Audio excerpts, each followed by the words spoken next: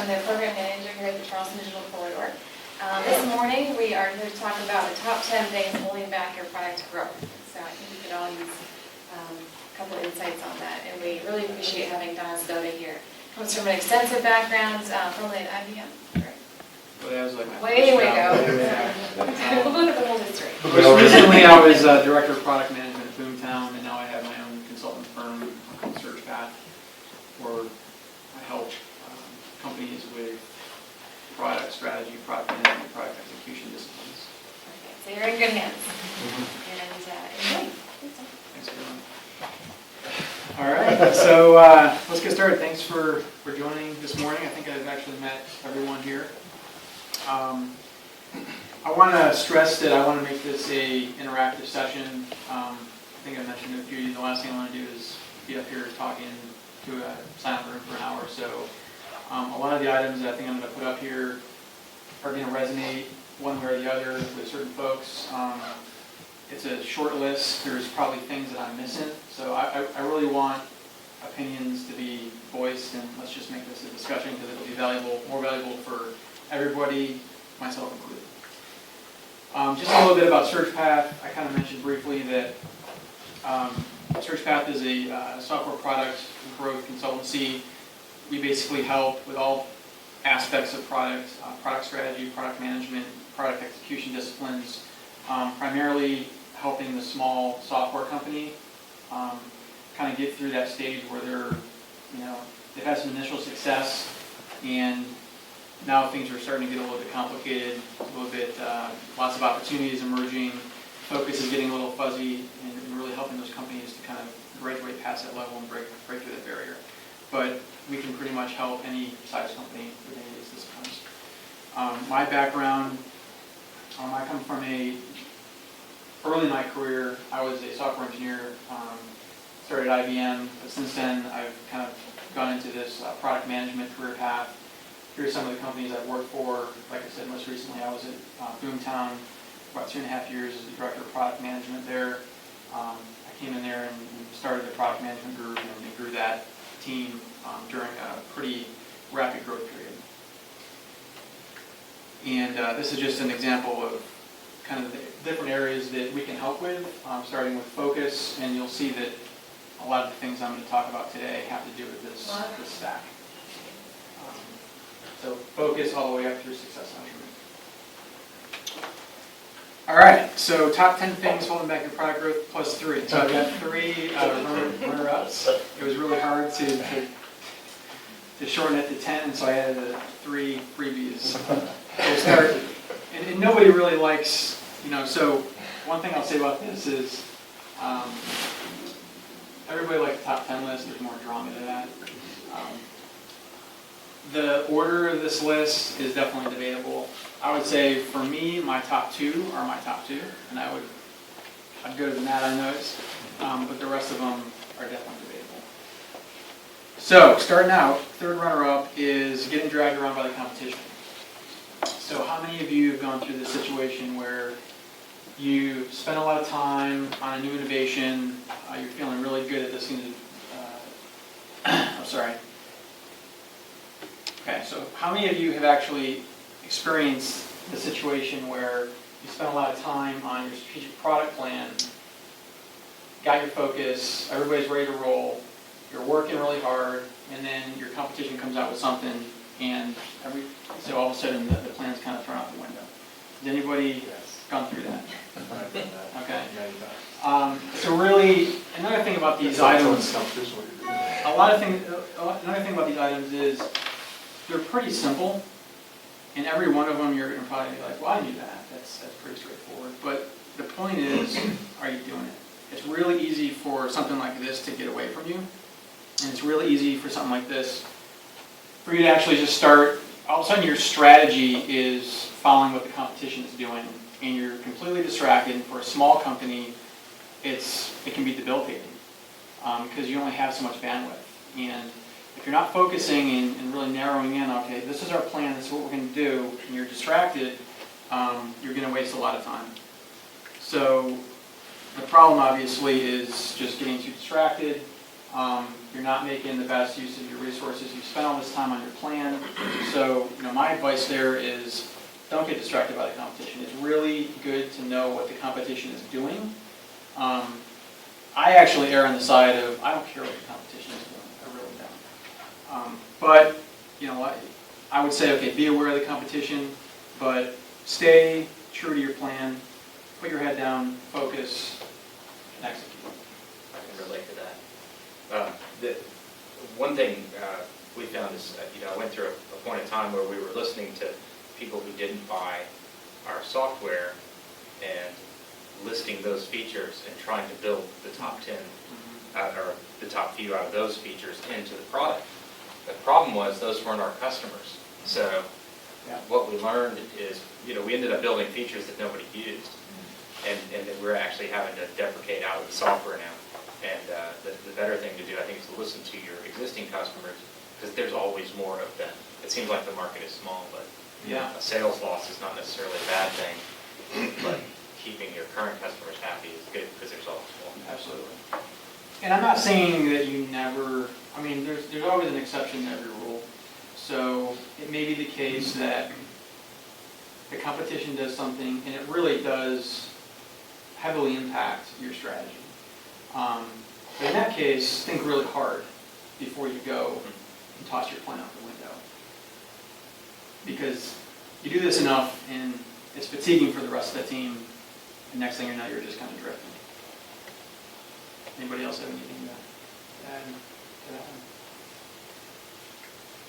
My next one is second runner-up, lights, camera, no action. So this is where you spend all this time on a new innovation, you feel really good, that's going to deliver a ton of customer value. Everybody's really excited, and you bring it to market, and it just kind of fizzles. And this is basically having a very, so where you have an ad hoc, not a real robust go-to-market strategy. The problem here is that, like I said, you spend all this time, you probably have a great new innovation that can deliver a ton of customer value, but you're not putting it out there so that it can be successful for your customers. You're not being clear about the value proposition. You're not making them aware of how to actually leverage this new innovation. There may be some obvious things that you could have caught right before the release that really kind of ruins the initial impression. And it's really a shame because, like I said, you're a small team, you spend all this time, and it just kind of flops. And it didn't have to be that way.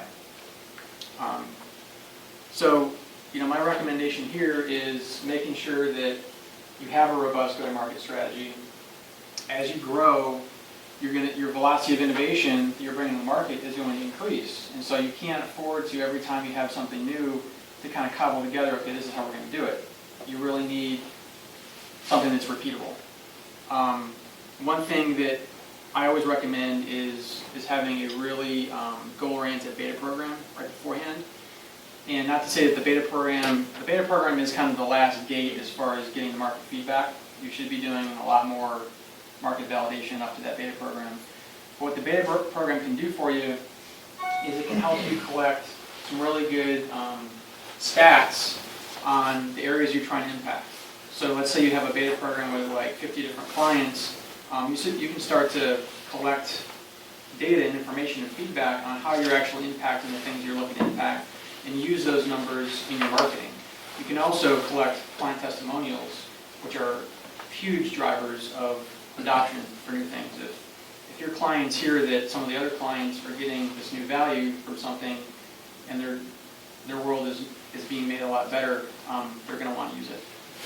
The other thing the beta program will help you do is it helps you to kind of identify those things right before release that are kind of obvious quick fixes that can really impact first impression.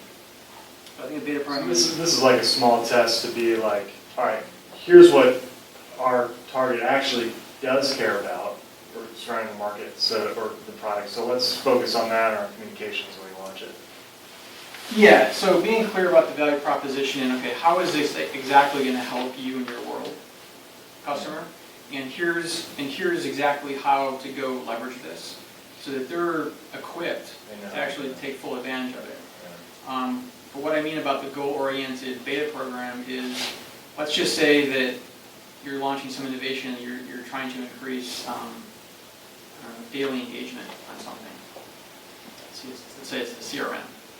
Well, in your beta program, put some measures in place so you can actually track that, so that once you bring it to market, you can use those stats, and hopefully they're good. And you can also collect, client testimonials to use in the marketing program as well. Does this resonate with anybody? Has anybody gone through a situation where you've had a really great innovation that just didn't really have the success that you were hoping for, and it kind of results in customer value that's out there that is not being fully leveraged by the customers because they either they're not aware of it, or they don't really know how to use it, or you're not really set up to support it the right way? I think the challenge for us has been trying to define a vertical for the audience. We have a really flexible piece of software that's supposed to come into market, and just trying to figure out exactly where we fit. It's been kind of tough because we can apply it in a lot of different situations with a lot of different users, and Okay. kind of struggling with that right now. So you've actually got software Right. built, and you're trying to actually figure out what vertical. Right, who we should be marketing and targeting. Interesting. Do you have any suggestions? Can you share where you're from or what the project is, or is it still secret? Yeah, I work for a company called CodeLinks in North Charleston. Oh, yeah. And we've done mostly government work until now. And we just started our first commercial assessment tool. And so it's close to release, and we're just trying to figure out who we need to be. Yeah. Yeah, in that case, I mean, if you got different audiences and they're distinct different audiences, you're going to need, as far as your value proposition, you're going to need a pretty distinct kind of marketing program for each one of those audiences. I think the key is really figuring out how is each one of these audiences going to distinctly benefit from this software. And as far as the beta program goes, based on what that is, putting some measures in place to try to measure the impact that they're having when they're using it, and really just kind of targeting your message specifically to different audiences. It's interesting that you've built the software already, and now we're trying to. It's sort of loosely based on the technology we use for other projects. We were able to adapt it for more commercial use. Okay. A simple thing might be to find out what the vertical of your first customer is and go after that one. Yeah, who's was willing to pay for it? See if that works, and then try the next one. For the beta might be important, try a couple of different groups and see which one Yeah. has more value to it. Yeah, I mean, I'd be happy to talk to you more about it afterwards, That'd be great. just to get more context on the Sure. situation. All right, first runner-up is the product management silo. Okay, so this is where you basically got your product management team. And the product management team is, their charge is really being the proxy for being the customer expert, right? And so they're hopefully outside the office a lot, having a lot of interviews, really getting ramped up on the domain. But the product management team, that method of, while that's the most effective method as far as understanding customer problems, it's hard to scale because that takes time. And it's easy for the product management team to kind of get heads down and forget that they have some internal client-facing groups like sales, account management, support that have some pretty interesting perspectives. They deal with customers all the time and prospects all the time. And a lot of times that source goes untapped within the organization. And I think it's a really important supplemental, channel of feedback, of customer feedback, to kind of inform your strategy. And the other thing about these folks is they're accessible. It's a lot cheaper to go down the hall to talk to them and get their opinion than to, go out and go on customer visits. I'm not saying that you should exclusively do this because it's extremely important to be outside talking to those customers, but again, this is a great way to supplement your market discovery. And so my recommendation here is to just make sure you're setting up as a product person, make sure you're setting up ongoing, maybe once every 2 or 3 weeks, maybe once a month, meetings with the heads of account management or support or sales, and really get their feedback and insight on what they're hearing, what they're seeing. You have to have a discipline of not just the salesperson thinks that we need this feature. Well, let's dig under the surface to understand, okay, well, what's the real problem that the product's not addressing for the customer currently that needs to be fixed? And kind of, getting down under those layers instead of just really taking at face value that, hey, we need this feature. The other thing I'd recommend, and you can't do this soon enough, on the sales side, really getting good about documenting win-loss data, so that every once in a while on the product team, you can go through and understand, okay, why are we winning and losing deals? I found that with sales folks, they're incentivized to sell. And so a lot of times their opinions are going to be colored based on the last loss that they had, the last win that they had. And they don't necessarily have a long-term memory. So it's just really good to get this data in a way that you can systematically kind of assess. Okay, why I do we tend to resemble that remark. What's that? I tend to resemble that remark, that's why I was smiling. Are you on the sales side? Yeah. It's true though, right? I mean, You have to. yeah. Does anybody gone through this, have this pain point internally, or has recently taken steps to get better in this area? Or any opinions on this? Yeah, we definitely have. We had an issue with clients not actually letting us have access to their users, so we had to use their management and our sales and account people as a proxy for it. It's getting better. We're starting to get more ability to see the users, but recently we actually changed up a good bit more to change up the structure of how we're running a lot of the products to avoid this kind of silo, where a lot of our support and professional services and account management are on the product team with the product managers and engineers. That's good. Try to get everyone on the same sort of goal of just releasing products and features. That's awesome.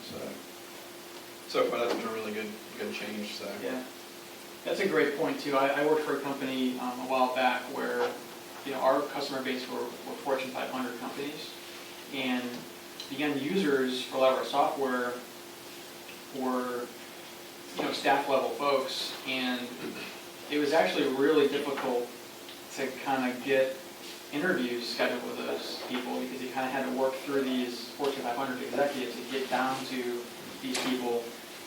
Whereas, for example, at Boomtown, our target customer were local real estate agencies, and it was actually really easy to get interviews with those people. So, but we also did this, and it was super valuable.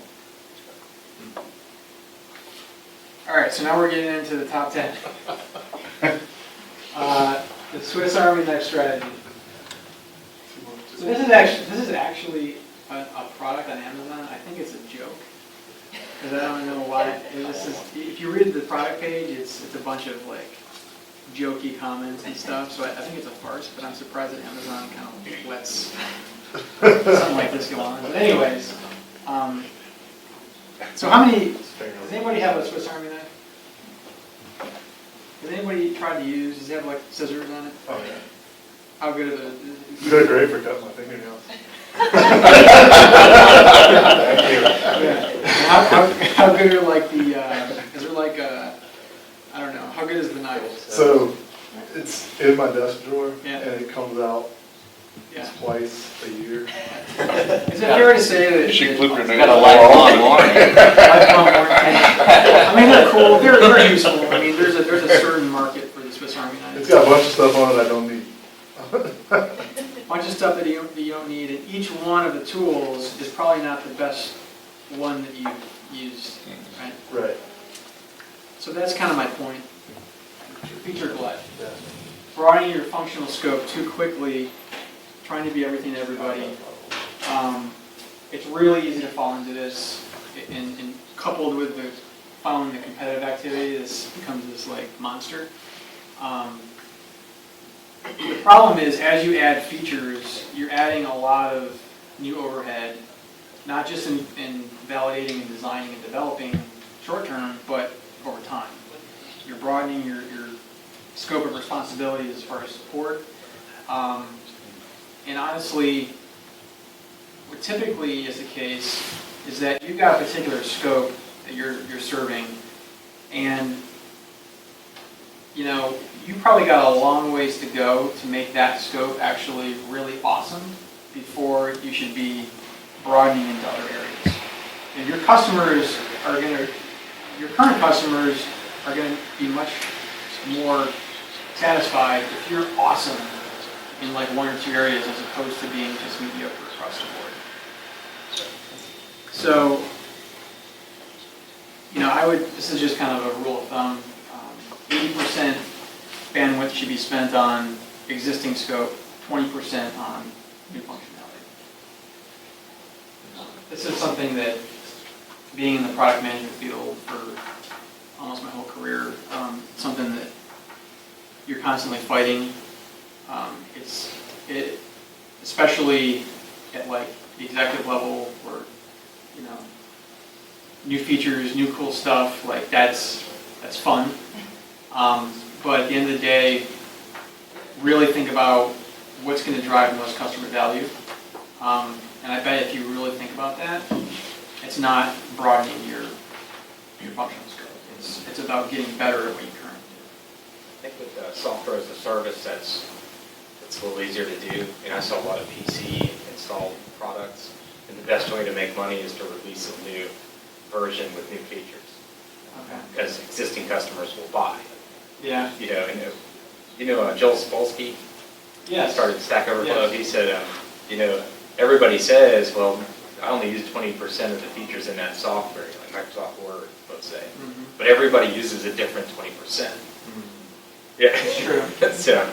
So there's a flip side. That's true. There's an exception to every rule. I like it though. I think I think you're right. well, and that's a good point. Joel's probably right too. But think about this, so Facebook has released, they have several apps now, Yeah, They have Instagram, they have, WhatsApp, then internal, they have Slingshot and groups and stuff, so they're going away from everything inside the Facebook thing to separate tools, and Messenger, so to focus on that thing, so. Yeah, and we had that strategy of adding features. You feel like you can't have a new release without new features, but we had the first release where we had VB6 software, so we released the same software written in a newer language so that we could maintain it internally, and we improved the user interface, Yeah. and it's selling 50 to 80% better. We didn't add a single new feature, so. Yeah, there's a balance you do have to strike. I will say that Microsoft has bandwidth and resources that don't end. Right. And so as a small company, it's really dangerous to start having this feature creep, because you release it and then you kind of move on to something else, but then you don't realize that it takes a while to really perfect and get something right. And you find yourself in a situation where, okay, we've got this big scope and we don't really even have the team to support it anymore, and you're constantly in this, it's like you're in the boat with the different holes, and you're running around the boat trying to plug the different holes, and you just don't. That's kind of the MO at that point. So I would just say, just be careful about broadening your scope too quickly, depending on the size of your team and bandwidth you have. I'm also a big focus guy. You'll see a lot of the items in my list. The concept of just having focus is a constant thread. Okay, number 9, teams bigger than 2 pizzas. Has anybody heard of I think Jeff Bezos has this saying, don't have product teams that are bigger than, that you need to You need 2 pizzas to feed, like his rule of thumb. I actually agree. So the problem here is the lack of the lean cross-functional product team. The bigger you get, I'd say around 7 or 8 is about the max. Once you start getting bigger than that, it really reduces your ability to be agile within the team. You may not even have a cross-functional product team right now. Right? If you've got development, and QA, and design, and product management kind of in these silos, that's really not efficient either. The team needs to be a cohesive team that's working day to day with each other. It increases agility, it increases their relationships with each other, it increases their ability to have those conversations with some conflict, the conflict. The bigger the team gets, the more you're starting to underutilize people on the team, and people start to check out. And you're just basically wasting bandwidth, and there's just too much market opportunity out there to waste bandwidth, especially for a small software company. So obviously my advice here is to have smaller cross-functional, when I say cross-functional, product manager, developers, QA, and designers should be together, focused. And I would also recommend that they're focused, if you can afford to do this, that they're focused in a particular area of the product. So that they have the ability to work together and to really focus on a domain and to actually start to build up domain expertise and to get better and better and better in that area. So at any particular point in time, you've got your best group of people working on a particular initiative because they're the experts. Anybody have any insight on this to share? Transition you've gone through recently? Or? Do you put a marketing person on that team? Or a A sales? marketing person? Sales, I would say no. I mean, you need to be interacting with the sales team, and that's typically going to be the product manager that's making sure that the sales input is being fed into, whatever the ongoing strategy is. Product marketing, I would say yes, but you're probably not going to have, unless you're a really big company, you're not going to have a specific product marketing person on each team. You're probably going to have a shared product marketing person across different product teams. But yes, that's good. In my mind, product management really falls under marketing. I know your experience is different, but if you read about marketing, right, the first P is product. Mm-hmm. And I think what happens is, over time, marketing has grown to mean advertising. Mm-hmm. And those people have moved away from actually understanding the product development, the support of the product, understanding the sales need and Mm-hmm. so on. And so the product management discipline has grown up to fill in that need. If you put a product manager and a marketer together, that's really what marketing is defined as in most textbooks. Yeah, and it's hard for one person to fill that entire Right. role. And advertising people typically aren't technical, so they just don't understand the development side of it. Yeah, and product management has been this role that is pretty much grown up through the software industry. In non-software industries, you've got brand managers. They're kind of like you're talking about, like a consumer packaged good company. A brand manager is kind of and they're definitely on the marketing side, technically. But yeah, it's kind of hard to separate the two. So there's definitely a huge component of marketing and product management. It's been our experience with product management that the most successful end results and products are when the product managers just know their market so intimately, and they can bring that to the party. And we would add a project manager that has technical skills, but very high savvy in dealing with the business, the product owner, and really works as a really effective liaison between the more technical side and the market expertise. That's a great point. And I agree. I think as a small software company, let's say 50 people, the product manager is probably taking on that project management role as well, because you don't have so many people. But as you grow, I think it does make sense to kind of split out that project management piece and have the product manager be more strategic. It keeps a certain balance in the relationship too. It's another check on the process. Great point.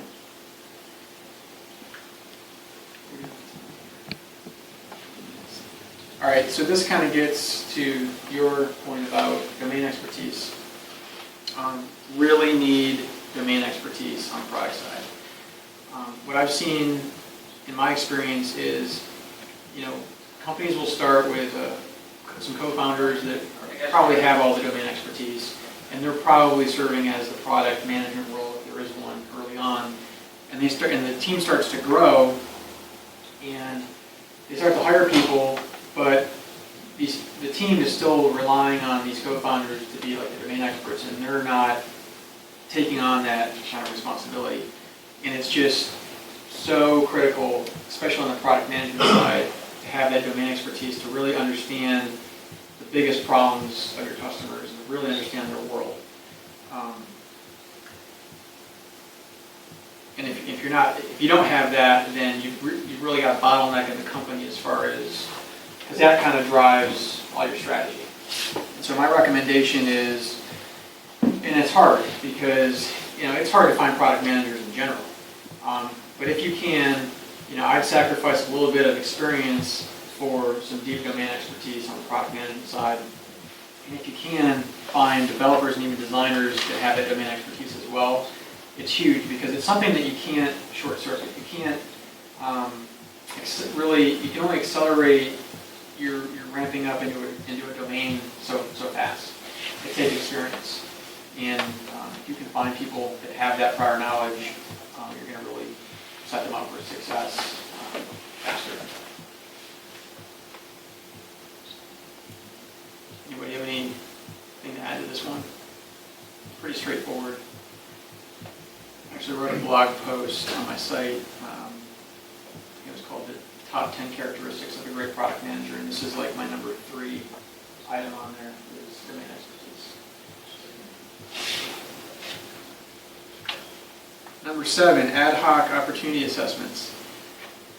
So this is where you don't really have a good framework for deciding what new product opportunities you're going to pursue. And really, it kind of it degrades into lots of opinions floating around. Usually, it's priority by ranking of whose opinion it is. It's really difficult also to support decisions that you make across the company when you don't have a real solid framework of, okay, here's the anatomy of a really good opportunity for us, and this is why the priorities are the way they are. It's a lot easier to put a plan in place and to sell that plan across the company when you've got a really good framework for making those decisions. The other thing is, if you don't have this in place, you're going to be overlooking likely a lot of great opportunities that you're not going after because someone might have just talked to one of your local clients or just went to a conference or competition just launched something new, and it just that's the way you're prioritizing stuff. And it's not a really good long-term strategy. There's a lot of different ways you can approach this. My advice is to have some sort of framework that defines, here's what a good opportunity means for us. And that's going to kind of flow from, and I'll get to it in a few slides here, what your product strategy is, and what your North Star is, like who we want to be. But one way to do it is this is pretty simplistic, but isolate the top 3 to 5 attributes that drive a great opportunity for your company. And you can even weight those from like 1 to 5. And for each idea, you can kind of create an opportunity score for each idea, and you can have this stacked ranking that probably isn't like the final priority call, but at least it separates out the the obviously not good ideas from the obviously, okay, we should actually spend some more time on discussing these ideas. And then your discussions are a lot more constrained to, let's just talk about the ones that make sense for us. And it's, once you do that, you can actually start to involve the whole company in sourcing new innovation ideas, because everybody understands the nature of what a good idea is and isn't. So overall, I think it's pretty valuable. Does anybody have any other ways that they do this currently at their company? Don't you think it goes back to domain expertise too? If you really know your customer, you know the market, it almost filters out some of the bad ideas. It does. I think the better you are at that, the better this list is overall. But even in that case, you've got a long list of great ideas. What are the best ideas?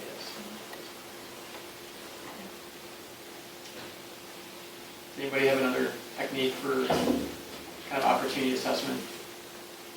What about matching it to potential revenue? Yeah, I mean, revenue could be one of those like driving factors in your framework, and you can weight that like 5 out of 5. That could be revenue, it could be, depending on the product, user engagement, it could be, cost is another one. It kind of depends on what your product is. All right. 15 minutes here. Number 6, no clear scoreboard. So what's the score? Are we winning or are we losing? Obviously revenue and sales are pretty clear indicators of success, but those are lagging indicators. And if those are your only indicators of success, a lot of times if those numbers aren't coming through the way you want them to come through, it's already too late. So,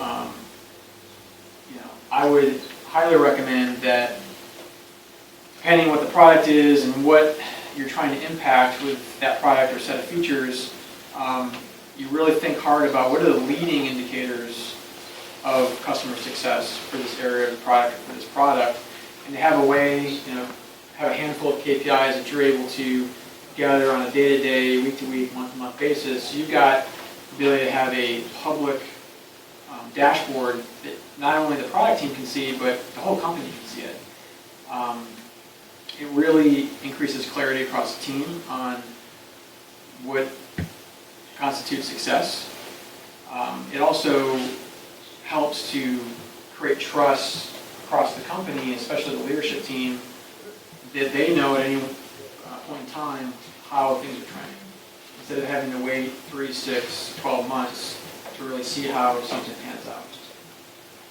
Does anybody currently do something like this, where they work, where they have a kind of a dashboard? So I'm personally developing a product, and it's just me, and I've assigned mental goals of when I want certain parts done, but I feel like I'm too early for that sort of thing, but maybe I'm not. You know what I mean? It's like pure code right now, just a couple of people using it. Yeah. Is that too early to assign some KPIs for development? If you don't have, I don't think it's too early, but your KPIs might be different types of KPIs than if you had a really full client base and a lot of users using your product already.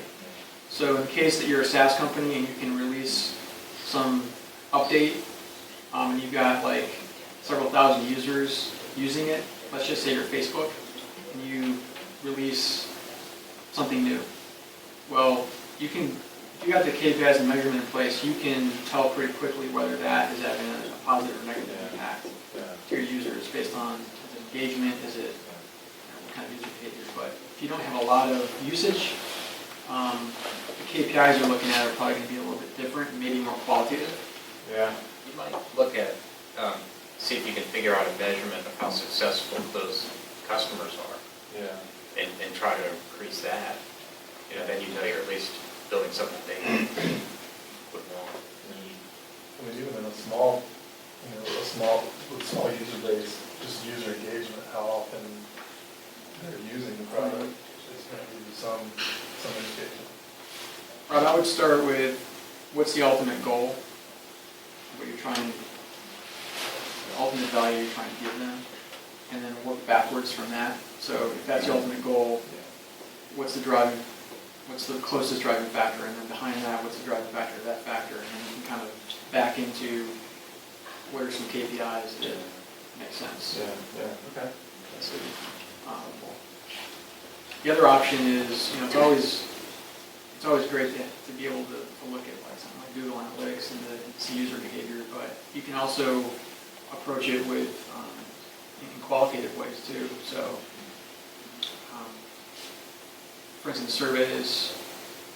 I'm not a proponent of using surveys for everything, but in some cases it makes sense to use surveys for getting really focused feedback.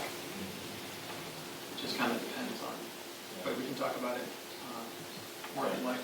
Yeah. All right, number 5 is the headless product organization. This is, I think every company goes through this where they start small and they start to have some success, and then all of a sudden, no one on the team is really that product person that has like the product management, product strategy, discipline that they can actually bring to the table to help the product really grow through that initial success phase. It's not a matter of if, it's a matter of when you need this. You really need someone to just kind of own the product strategy. You need that mini CEO, right, on the product. As you grow, as the co-founders or CEO doesn't have the bandwidth anymore to be the product manager, you need to have that person, or else it's just going to kind of drift. And it's a tough job. And people aren't just born to be product managers. It's a specific skill set. Just like you wouldn't want your designers writing code probably. I mean, maybe you would, maybe they're gifted in that way, but it's a specific skill set that you really need. So I'd recommend either hiring a full-time product person to start that discipline, or SearchPath can actually help with that transition as well. Can help you figure out, okay, what's the plan, who do you need, what are some initial initiatives we can get off the ground that will actually help move in that direction. Number 4 is Operation Innovation Airdrop. Does anybody know what this means? This is where, again, this is one of those cases that emerges as you grow as a company, but you've got executives, co-founders that are used to kind of defining, okay, we're going to go implement these features, so team, go implement these features. Well, that doesn't scale, first of all, and as you're growing the team and you're adding talent, you're wasting your talent. You're bottlenecking your innovation process. You really need to build trust. If you don't have trust in your company as you're growing, you're never going to scale. It's the key to growing. So, and frankly, talented, creative, critical thinking folks, they want to be involved in innovation. They want to be involved in, okay, you set the goals for me, and trust the team to innovate and figure out how to achieve those goals. The sooner you can do that, and it's a scary thing. It's a scary thing for founders, co-founders, or whoever to really start to have trust in people to do the things that they used to do. And they're going to stumble. You're going to have, no process is ever perfect.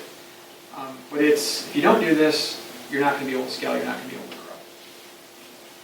And if you don't do this, you're not going to have engaged team members. The more you're putting in the hands of your teams to actually do what they do, the happier they're going to be, the more engaged you're going to be, the more passionate you're going to be. Has anybody gone through this, their company at all? I've just seen this with so many organizations, that you have a real strong leader, but everything's micromanaged, and as soon as that leader's gone, nothing happens. Well, 2-person team is a little bit different. but yeah, and that person, as the company is growing, that frankly that executive doesn't have the time to dedicate to this anymore. They got more important things, frankly, to be worried about as the company's growing. All right, almost there. So number 3, what I call polishing apples. Okay, so this is where the product team is spending just way too much time polishing and polishing and polishing, perfecting without getting market feedback. The longer you're spending in the development cycle not getting feedback, the more you're building up this debt of, if this thing doesn't pan out the way we think, it's going to be a huge sunk cost for us, and it's going to be very expensive. The point is this: the things that you usually tend to spend time polishing, a lot of times are not the things that are going to drive customer value anyways. So it's really key to adopt an agile development mindset, an MVP mindset, minimum viable product, to really identify, okay, what are the few things that this thing needs to do really well in order to drive 80 to 90% of the customer value. Focus on those things right from the beginning, getting validation feedback based on wireframes, design mock-ups, having a tight inner circle of clients that want to help you to innovate and are there to provide feedback is invaluable. If you don't have a kind of a customer advisory board or something similar like an inner circle type of thing, right now I would highly suggest having a dozen or so clients that will help you innovate that can reflect the broader client base that you have. We call them the friendlies. The friendlies. And you don't always want, I want to make a point on the friendlies. You don't always want these folks to be the ones that are going to tell you things you want to hear. Absolutely. You want people who are going to give you balanced, fair feedback. It's always the people who have called in for tech support, been really upset. Yeah, And then you solve their problem and then they love you. and that's where the client testimonials come in, and they'll Yeah. go to the mat for you any day. Another cool thing that we did, that I've done past companies, is this anytime release capability for a SaaS company, so that you can basically push code at any time. You don't have to be on this specific, every 2 weeks or every 3 week schedule.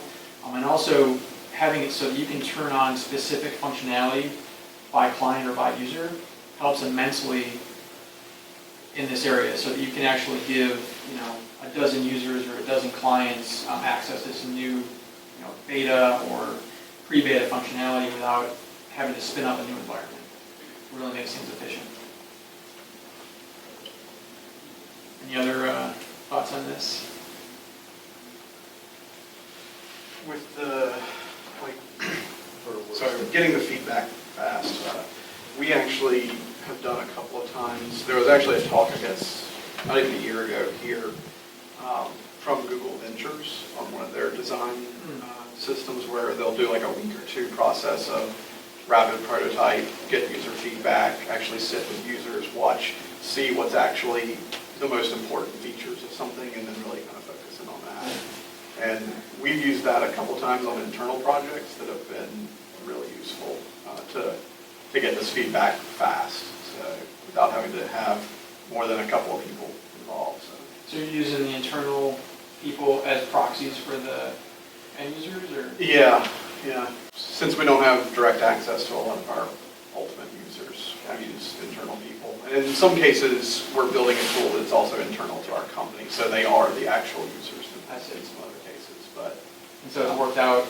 it's worked out very well. It's helped highlight areas where you would think this really isn't that important, but you actually need to focus on it, because that's what they're really looking for. Cool. Cool. Number 2, the noise before defeat. So, number 2 is basically not having a strategic product plan. It's really easy to get busy and you're creating cool stuff, and there's a lot of excitement going on, but it's unknown whether the things you're working on are really moving business in the right direction. It's just so critical to have a plan. I mean, it sounds so simple, but it's really easy to get off track, and all of a sudden you don't have a plan, or you had a plan, but you're not really executing towards a plan anymore.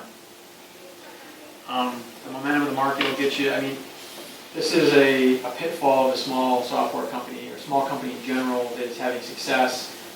And again, all of a sudden, lots of new opportunities emerge, and they want to go after all of them, but they can't. And they're burning in cycles, and it's deadly. So obviously, the recommendation here is to have a strategic product plan that's based on your overall goal, your overall vision, and everything kind of just unpacks from there.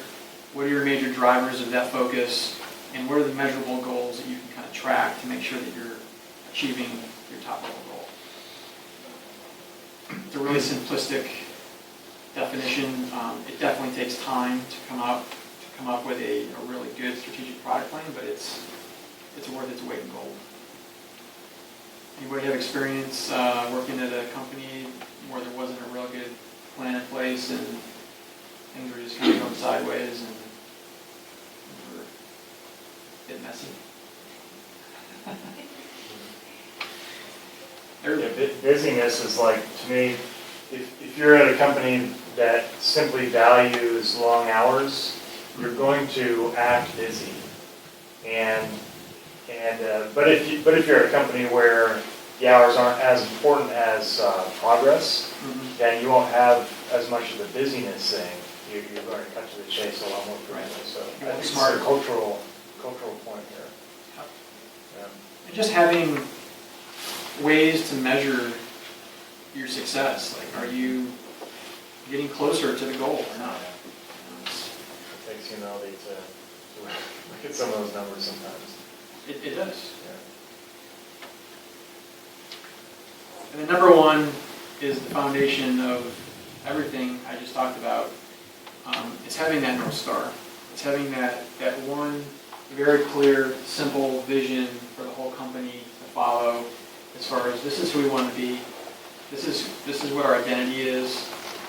It just helps, when that's clear to everybody, it helps so much with all these other things I talked about, and it also just helps everybody in their day-to-day strategic and tactical decisions. People understand where we're going. There's not different opinions. There's one version of truth. If you don't have this right now, if you can't go up to anybody in the company and everybody has a very, the same specific, clear vision of who the company is and where we want to go, start with this. Spend some time on getting this clear before moving on to any of the other things that I talked about. I think if you can come up with one of those, catchy little slogans like, we want to become the Flickr for video, that's really easy for people to latch onto, try to do that. Because the longer it is, the wordier it is. It's not just like a saying, it's a vision, but something like this can really help to remind people of where we're going as a company. So at what point, say in Boomtowns, if you can share, in their development as a company, at what point did they nail that vision and be able to communicate and galvanize everybody around it? Was it from the very beginning, or was it a couple product releases before they knew what they had? I think in the very beginning it was a lot easier because there were less people, and they didn't have the bandwidth to be unfocused. But as the company grew, it's a constant, this isn't something you set once and forget it. It's a constant, quarterly, okay, let's go back to the table and make sure that this is still valid. This is still our direction. If it's not, and one thing I didn't mention that's on here is over-communicate. You can't communicate this enough to the team, employees, that this is where we're going, this is where we want to go. I would say that Boomtown, in certain stages, had this really good, and then it starts to kind of drift away a little bit, and again, market opportunities emerge, started thinking about going in different areas, and that kind of works against the focus you've set, and you kind of got to get back to the table and decide, okay, does this still hold true for us? And if not, I mean, did the original vision that Greer had, is that what happened today? At what point did they figure out who they were? I think in general, yes, but I would say that I'd say today, they could still improve upon this.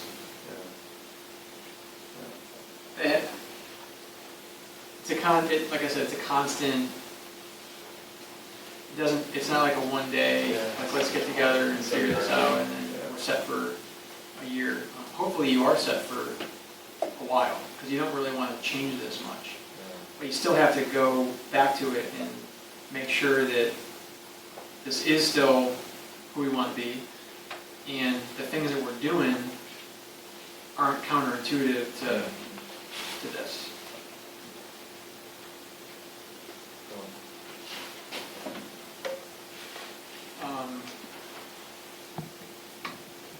So that's my top 10 plus 3.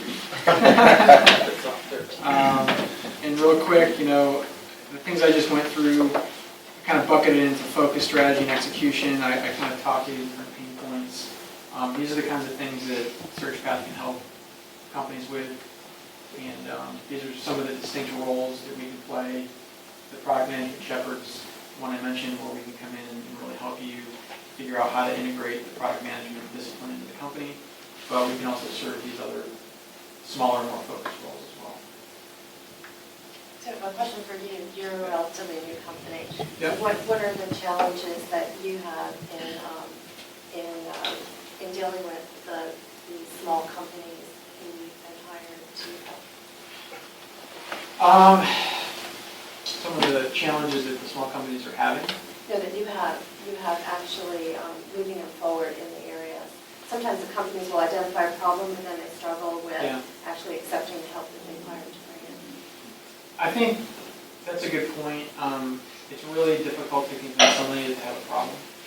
So the best client or best prospect is someone that comes to me and says, we know we need help in these different areas. That's a really great situation. When I have a prospect and kind of pitch them on, hey, trust me, you have these problems. It's true, but it's a really hard sell. Does that kind of answer your question? Anybody else have any? What's your biggest product management challenge with your company? As far as my company, for my product? Yeah. I think my biggest challenge has been, so I validated that there's definitely a market opportunity for what I'm doing with this consultancy. My biggest challenge has been productizing my services. So what's the engagement look like? How do I interact with, how does this thing actually work? There's a lot of companies out there that have these problems. There's not a lot of consultancies out there that offer this software product growth guidance. And so it's a fairly new, there's not a lot of competition to compare me against it, as opposed, except for general business growth consultants. And so I'm a little bit of a different animal, so people aren't really used to, they don't really know kind of what to do with me. They see me as someone that can provide a lot of value, but they're not exactly sure how the whole thing would actually go. So that's been a big challenge for me has been just trying to productize it. How do I package together this value that's actually easy for them to understand how I can help them. And let's be honest too, a lot of the companies that are in this position are afraid to give up any money wouldn't you say that? 'Cause I know that's a challenge too, Yeah. is because in my opinion, for a software company, your company is going to go as your product goes. That's basically your company.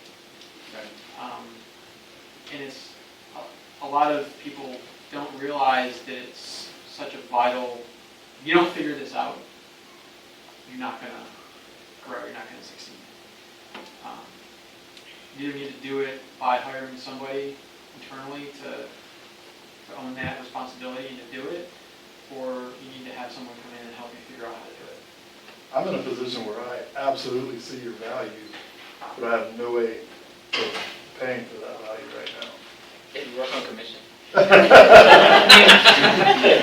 you take commission? You know, I'm That's what I'm saying, I got equity position. I got some standard ways that I can engage as far as like compensation, but I'm also open to flexible arrangements.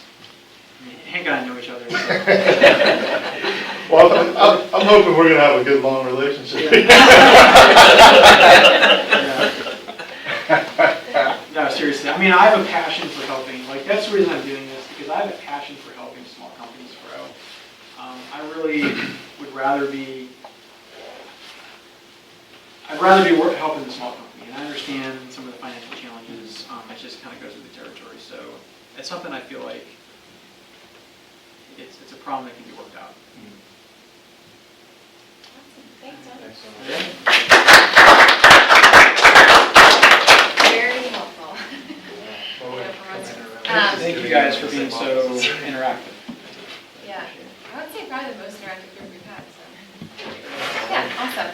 I can't believe it, that concludes our 2014 year in Fridays. So we'll be taking off for December, obviously, third Friday in December, I think is probably taking with something else. So we'll start back up in January, and we're doing some planning sessions in December to figure out some great topics for the 2015 year.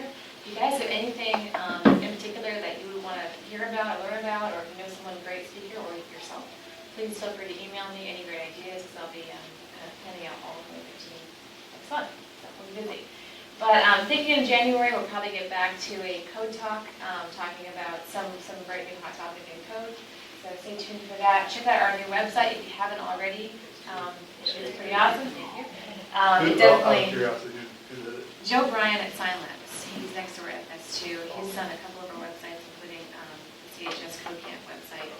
And we'll be working on more websites for us too. So more to come. But check out this video will be posted, and all other Friday videos are up there. So you can see if you have to miss any other presentations. A lot easier to find now on our community section under Fridays. So check that out. But thanks all for coming. Thank you. If anybody wants a card, We'll also have a presentation posted too. We'll just go with it. Great, yeah. yep. So,